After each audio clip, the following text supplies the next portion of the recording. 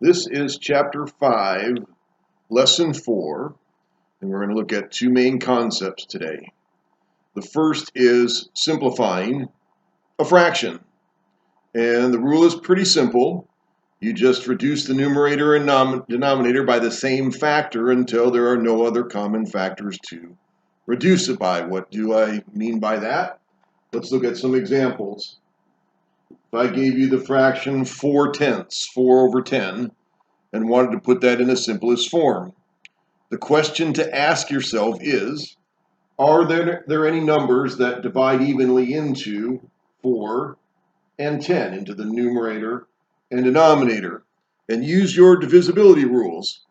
For 2 goes into every number that are even. 3 goes into a number if the sum of the digits is divisible by 3. 5 if it ends in a 5 or a 0. 6 if it's divisible by 2 and 3. 9 if the sum of the digits is divisible by 9. And 10 if it ends in a 0. Oftentimes you are going to do some very simple ones. So for this example, I notice they're both even numbers.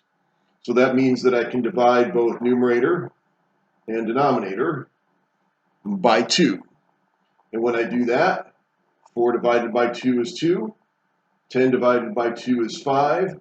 And this is simplified because there is no other number that divides evenly into both 2 and 5.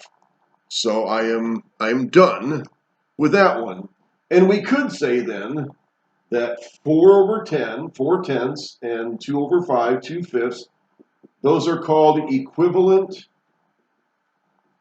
fractions. They may have different numbers, but they are the same value. One is just a simpler form of the other. So that's going to become important for concept 2. But let's move on and do a couple more examples together. In fact, let me have you try one. I'll have you try a simple one. Let's have you simplify 6 over 9.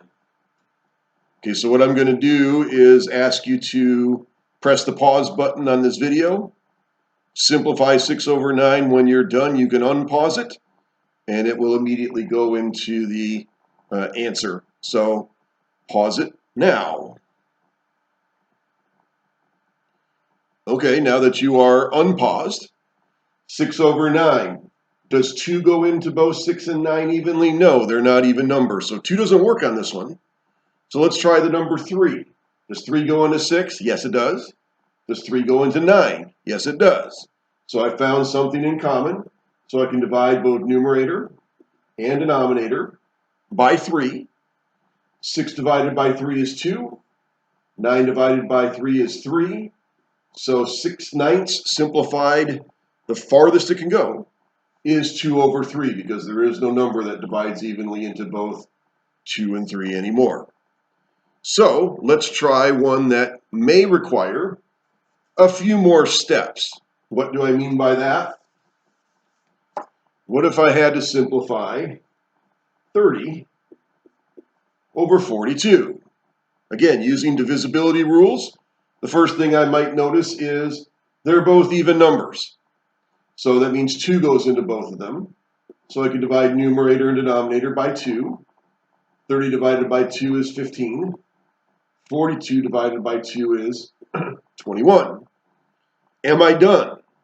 Well, I still have to ask myself the question, is there a number that divides evenly into both 15 and 21? Well, it's not 2 again because they're not even numbers, but what about 3? Yeah, 3 goes into both of them. So I can divide 15 by 3 and 21 by 3. 15 divided by 3 is 5. 21 divided by 3 is 7. Now it is simplified because there is no other number that divides evenly into both 5 and 7. So it took me 2 steps to get to its most simplified form. So these 3 are all equivalent fractions, same value, just different numbers. You may have noticed as well, though, that if I gave you the problem again, you may have noticed that, hey, I know my multiplication tables, And 6 goes into both of these. So let's try that. If I divided 30 by 6 and 42 by 6, 30 divided by 6 is 5, 42 divided by 6 is 7, and look, you get the same answer just in one step instead of two. So sometimes there's more than one way to use divisibility patterns to find out what number goes into both numerator and denominator to simplify. So with that, let me give you a problem to try. I'll write it up on the board. Let's try 18 over 21. Nope, I don't want to do that one. Let me give you one. So I want to give you one that has 2 steps on it, so I've got to go back to my next page. Let's try this one. 30 divided by 70. So go ahead and hit the pause button now. Okay, now that you are done with that, let's see how you did. Because again, there could be 2 different ways you do this one. Using my divisibility rules, I might notice that these are both even numbers, so 2 will go into both of them. 30 divided by 2 is 15. 70 divided by 2 is 35. Am I done? Is there a number that goes both dividing evenly into 15 and 35? Yes, there is. They both end in 5, so I know 5 will go into both of those evenly. So I would divide numerator and denominator by 5. 15 divided by 5 is 3. 35 divided by 5 is 7. There is no number that divides evenly into both 3 and 7. So I found my simplified form. Or you may have noticed, divisibility rules, that both end in 0. And if numbers end in 0, 10 goes into that number. So I could have, right off the start, divided both numerator and denominator by 10. And notice when I do that, 30 divided by 10 is 3. 70 divided by 10 is 7. I get the same answer. There's just 2 different ways to get there. One was 1 step, one was 2 steps. So that is concept number 1 in chapter 5, lesson 4. So let's move on to concept number 2. In this concept, we are going to find equivalent fractions. And you're going to be given 3 numbers and 1 missing number. And you're going to have to do a little detective work to find what number belongs in the missing space. So here is my problem. 3/8 is equal to what number? That's the number we need to find, over 24. And your rules are fairly simple. You use the 2 numbers that you have either in the denominator or the numerator. In other words, you need to use the numerator if you have both numbers in the numerator or both numbers in the denominator. In this case, we have both of the denominator numbers, so that's what I'm looking at to use. If this number is smaller, I ask myself the question, 8 times what number equals 24? And 8 times 3 gets 24. So if I had to multiply this 8 by 3 to get 24, then I have to multiply this numerator 3 by 3. And 3 times 3 is 9 to get 9. So now I have equivalent fractions. 3 over 8 is equal to 9 over 24. And one way you can check yourself to see if you are correct, and this helps on a test, is that if you cross multiply, the answer should be the same. What do I mean by that? If you cross multiply 8 times 9, that's 72. If you cross multiply 3 times 24, that's 72. I've just proven these are equivalent fractions. So let's walk through another one. And let's try, in fact, I'm going to have you try this one. Try this. 2 over 8 equals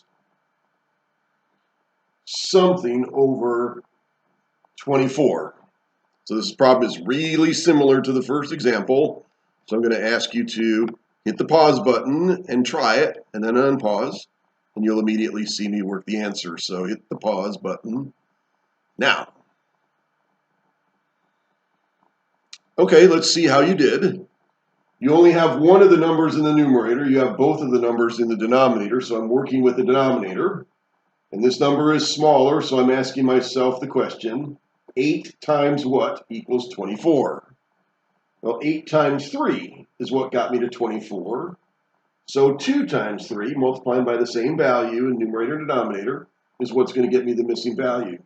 And 2 times 3 is 6. So 2 over 8 is the same thing as 6 over 24. Okay, hopefully we did okay with that. We're going to move into another example where your question is just slightly different, but the principle is the same. What if I gave you a problem like this? 15 over 25 equals 3 over a missing number.